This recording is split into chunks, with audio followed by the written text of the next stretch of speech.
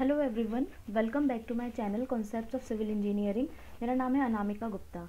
आज के वीडियो में हम पढ़ेंगे, ये बहुत ही ज़्यादा हाईली रिक्वेस्टेड वीडियो है। मुझे बहुत सारे स्टूडेंट ने ये पूछा था कि ये जो एसफाल्ट होता है, मिनरल टार होता है, बिटुमिन होता है, पेट्रोलियम, क्या ये सारे सेम होते हैं, सेम प्रोडक्ट होते हैं, सेम मटेरियल्स होते हैं, या फिर इनके अंदर क्या डिफरेंस होता है। तो आज की इस वीडियो में हम यही बात करेंगे कि ये चारों चीज़ें एक दूसरे से कैसे अलग है और इन सब में क्या क्या सिमिलैरिटीज़ हैं। तो प्लीज़ आप वीडियो पूरा देखिए। चलिए वीडियो स्टार्ट करते हैं।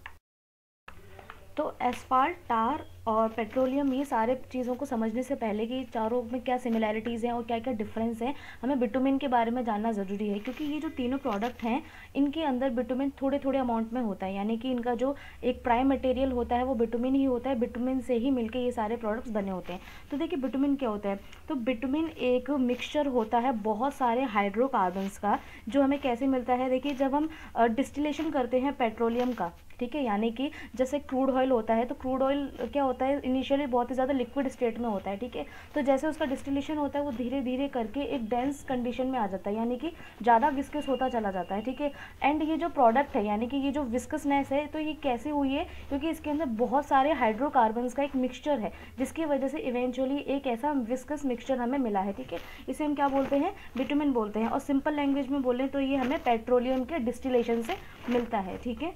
दूसरी चीज़ ये, अब बिटुमिन का यूज़ कहाँ पे होता है। देखिए बिटुमिन का यूज़ हम जनरली करते हैं, जैसे कि हमारी रोड के ऊपर हमें प्राइमर सरफेस करनी है, ठीक है, एक शाइनी सरफेस करनी है, तो हम सिंपल लैंग्वेज में कह सकते हैं कि सरफेसिंग के लिए करते हैं, हम रूफिंग के लिए करते हैं, रोड वगैरह जब हम बनाते हैं तो उसके अंदर हम एज अ प्राइमर यूज़ करते हैं, ठीक है। ये हुआ हमारा बिटुमिन की बिटुमिन क्या होता है, ठीक है।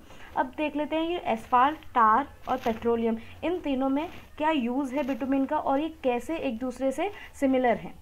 सबसे पहले बात करते हैं एस्फाल्ट की। तो देखिए एस्फाल्ट जो होता है, अगर हम सिंपल लैंग्वेज में बोलें तो बिटुमिन सॉलिड स्टेट में जब होता है तो उसे हम बोलते हैं एस्फाल्ट बोलते हैं, ठीक है।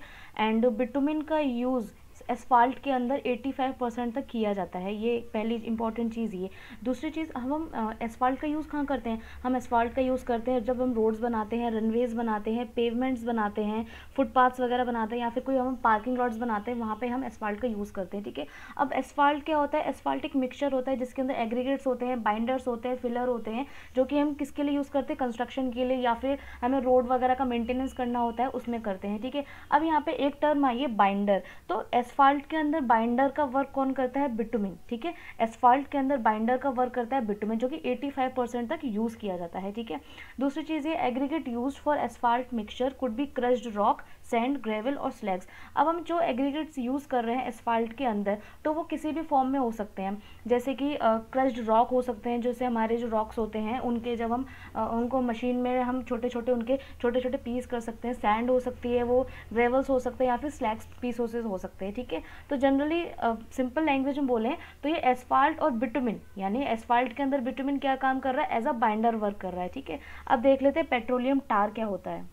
सो सेकंड हमारे पास मिनरल टार, ठीक है। तो बिटुमिन जब सेमी सॉलिड स्टेट में होता है उसे हम बोलते हैं मिनरल टार। अब ये बनता कैसे है, जब हम कोल टार का डिस्टिलेशन करते हैं तो डिस्टिलेशन प्रोसेस के बाद जो रेजिडुअल बचता है वो होता है मिनरल टार, ठीक है। पहली चीज़ तो ये हो गई। दूसरी चीज़ क्या थी, बिटुमिन जब सेमी सॉलिड स्टेट में होता है वो होता है मिनरल टार। अब इसमें इसके आगे हमने मिनरल क्यों लगाया, इसे मिनरल टार क्यों कहते हैं, क्योंकि जैसे मैंने अभी आपको बताया कि जो बिटुमिन होता है वो बहुत सारे हाइड्रोकार्बन्स का एक मिक्सचर होता है, ठीक है। अब बहुत सारे उसके अंदर हाइड्रोकार्बन्स है तो उसके अंदर बहुत सारे मिनरल्स भी ये उसके अंदर प्रेजेंट होंगे, ठीक है। अभी मिलता कैसे है हमें, देखिए जैसे कि मैंने बताया डिस्टिलेशन प्रोसेस तो हो गया।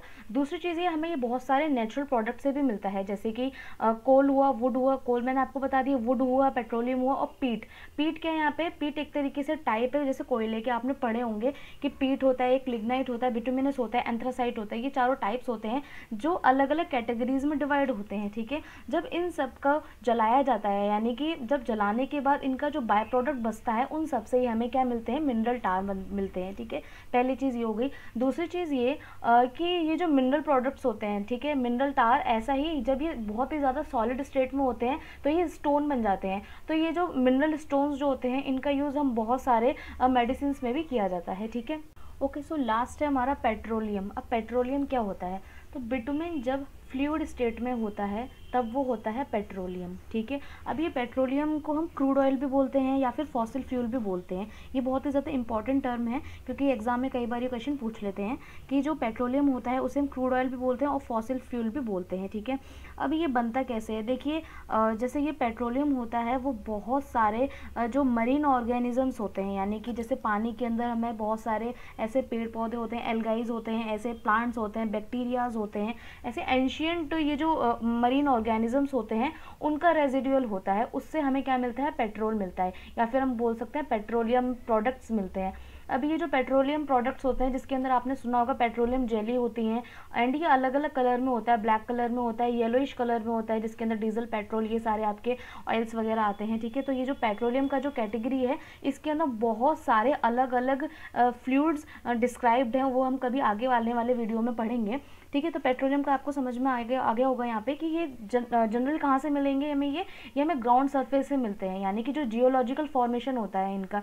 ठीक है, जैसे मरीन के अंदर जो जो चीज़ें मिलती हैं, जैसे हमारे प्लांट्स हुए, एल्गीज हुए, बैक्टीरियाज हुए, उन सब से हमें ये मिलता है। ठीक है, दूसरी चीज़ ये, it is commonly refined into various types of fuels. जैसे कि मैंने अभी आपको बताया पेट्रोलियम को जब रिफाइन किया जाता है, रिफाइन करके बहुत सारे पेट्रोलियम प्रोडक्ट्स बनते हैं, जैसे कि वेस्लिन्स हुए आपकी, क्योंकि वेस्लिन एक तरीके की पेट्रोलियम जेली है, आपने सुना होगा, और साथ में बहुत सारी अलग अलग चीज़ें मिलती हैं, टर्पेंटाइन ऑयल होता है। ठीक है, तो ये सारी चीज़ें होती हैं। ओके, तो ये तो इन तीनों के बीच में सारे डिफरेंसेस, आई होप आपके सारे डाउट्स क्लियर हो गए होंगे।